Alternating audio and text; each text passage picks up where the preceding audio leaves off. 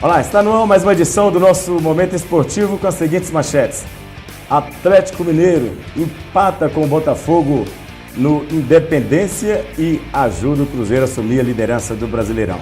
O Cruzeiro vai ao Sul, vence o Criciúma e ajuda o Atlético a sair da zona de rebaixamento. Goleiro Lauro, 10 anos depois, faz um gol de cabeça e empata novamente com o Flamengo. O Santos, depois do vexame contra o Barcelona, depois de ter perdido por 8-0, empatou com o Corinthians, campeão do mundo. Está no nosso estúdio hoje o Dr.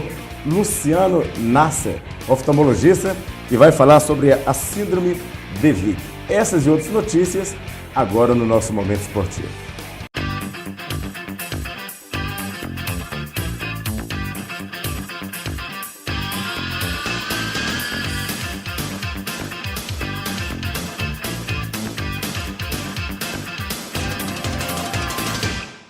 Dez anos atrás, o goleiro Lauro, quando jogava pela Ponte Preta, jogou contra o Flamengo pelo Campeonato Brasileiro e no minuto final ele fez um gol que empatou com o Flamengo. E agora, jogando pela Portuguesa, não é que ele fez a mesma coisa? No minuto final, de cabeça, ele fez o gol de empate.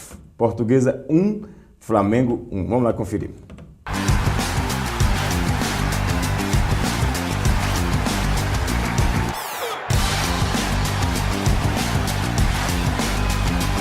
Aos 20 do segundo tempo, pênalti para o Flamengo. Paulinho ajeitou de cabeça para o Hernani, que foi derrubado pelo Ferdinando. Foi bem derrubado. Olha. Esse é aquele pênalti. Pênalti. João Paulo bateu bem e abriu o placar. Aquele pênalti tem que ser batido duas vezes. Falei 2 gols, né?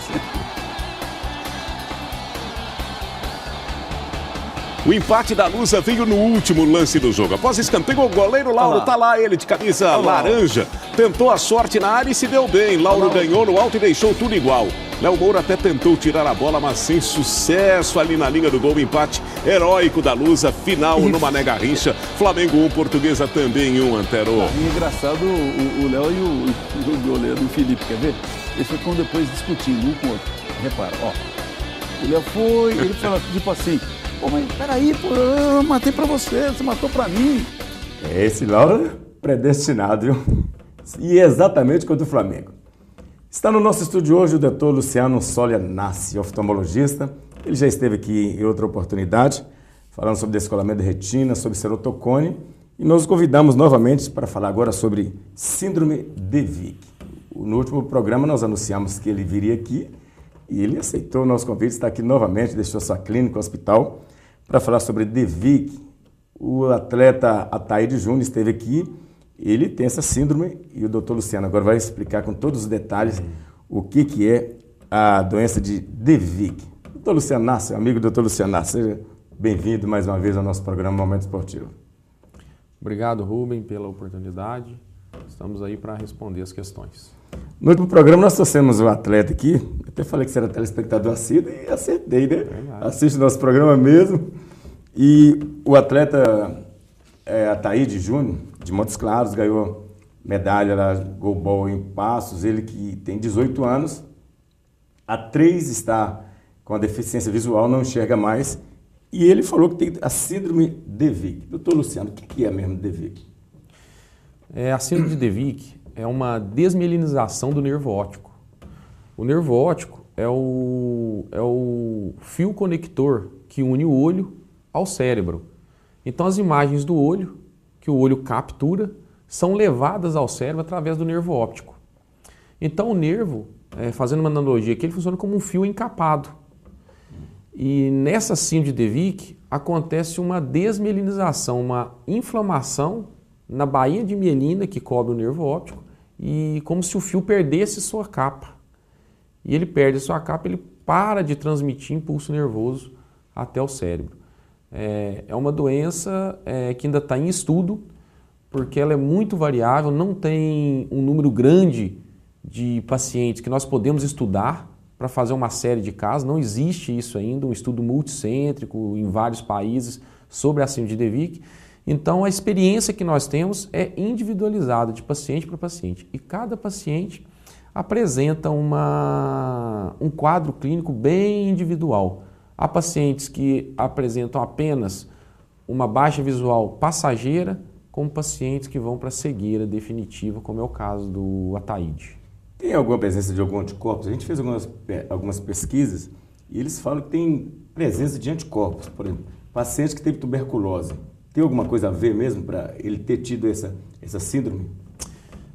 Existe especulação sobre isso. Na verdade, as três principais teorias que explicam a síndrome de De Vick passam primeiro como se fosse uma variante da esclerose múltipla. Ao invés do paciente desenvolver esclerose múltipla, ele desenvolve uma variação dessa esclerose, que é uma inflamação do trato óptico, do nervo óptico. Ao invés de acometer o cérebro, acomete o nervo óptico. Uma outra teoria também que é muito importante é a presença de alguns pacientes desenvolveram a síndrome de De Vick após ter tido contato com o vírus e alguns outros patógenos, como a tuberculose, mas principalmente o vírus da linhagem de varicela zoster. Mas a teoria que está mais em evidência no momento é que a síndrome de De Vick seja uma doença autoimune. O próprio organismo causa uma inflamação contra o próprio nervo óptico. Ah, é? Então é uma doença autoimune. Tanto é que os principais tratamentos para a síndrome de De Vick são remédios que trabalham a imunidade do paciente. São remédios que regulam a imunidade do paciente para ele não reagir contra o próprio nervo óptico. Ô, doutor Luciano, eu vi uma outra pesquisa que eu fiz também, que ele é comum na comunidade asiática, africana. E por que no Brasil? Gente... O Brasil, na verdade, é um país de mestiço, né? Mestiço, então a miscigenação é muito grande. E foge um pouquinho dessa estatística. Por exemplo, algumas doenças que são específicas de brancos acontecem no Brasil, acontecem em negros, porque no Brasil a miscigenação é muito grande e essa carga genética que forma o brasileiro, ela é muito variável. Tem gene mestiço, tem gene asiático, tem gene oriental, tem gene europeu, americano. Então nós somos nós formamos uma população muito individualizada.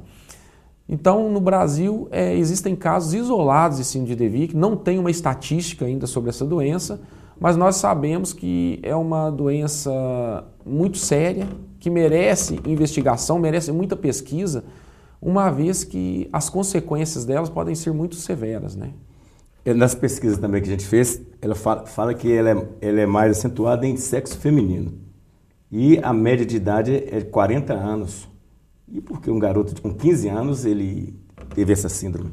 Isso é mais um mistério que ronda a síndrome de De Vick, né? No caso do Ataíde, como que foi feito o diagnóstico da síndrome de De Vick? Ele entrou no consultório com a metade do corpo paralisada. O Ataíde teve isso? O Ataíde chegou até esse momento, metade do corpo paralisado, puxando uma perna, puxando um braço e relatando a perda visual central. Quando eu examinei ele, eu vi que ele tinha uma neurite óptica, que estava com o nervo óptico inflamado, e que ele tinha uma mielite, uma inflamação da medula. Ou seja, ele inflamou o nervo óptico e a região da medula por onde saem os nervos que vão para o corpo. Aqui fala também que ela afeta mesmo a medula espinhal, né?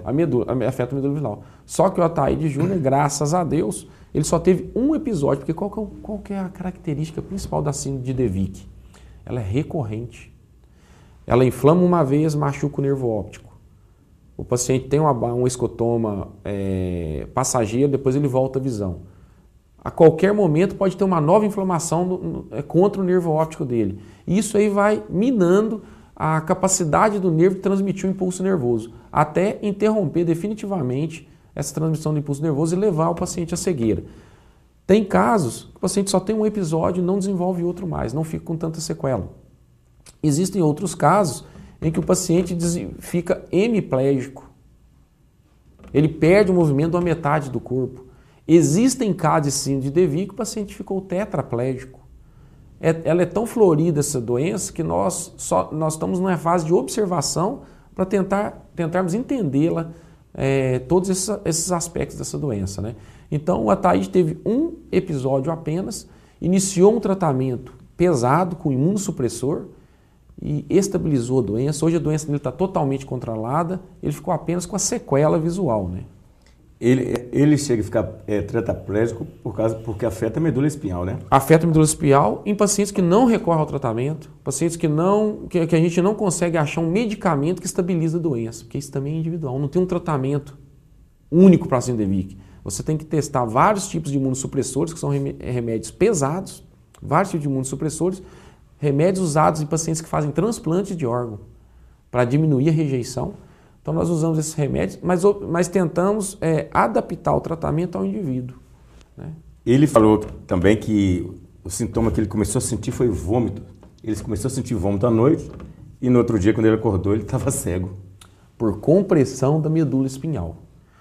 A medula espinhal, ela ela comunica com o cérebro através de um forame no crânio. Se ela incha, inflama, ela demacia e causa cefaleia e vômito. É o sintoma inicial, pode ser o sintoma inicial da síndrome de Vick. Qual foi o diferencial do Ataíde? É que ele procurou o atendimento médico logo no primeiro sintoma. E procurou o oftalmologista. Por quê? A queixa dele manifestou com baixa visual. Muitos vão para o neurologista, procuram outros especialistas que demoram um pouco mais para chegar no diagnóstico. O Ataíde chegou no meu consultório já no primeiro dia que ele sentiu o sintoma. Então nós já direcionamos o diagnóstico para essa enfermidade e iniciamos tratamento rápido. Ele falou que esteve procurando vários médicos e ninguém sabia. E alguns médicos de Belo Horizonte falaram que ele era hereditário. Eu queria saber, doutor Luciano Nassi, depois do intervalo, se é verdade, é hereditário? Tem cura para isso ou não? Você vai responder depois do próximo intervalo comercial. Nós estamos batendo papo com o doutor Luciano Solio Nassi, oftalmologista, falando sobre síndrome de Vick. Daqui a pouco a gente volta para continuar o papo com ele.